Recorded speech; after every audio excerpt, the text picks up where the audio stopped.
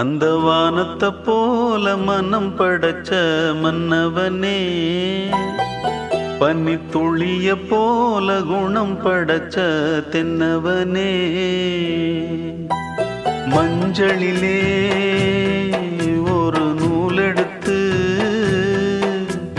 விண்ணுக்கும் மண்ணுக்கும் சம்பந்தம் உண்டுன்னு சொன்னது யாரு?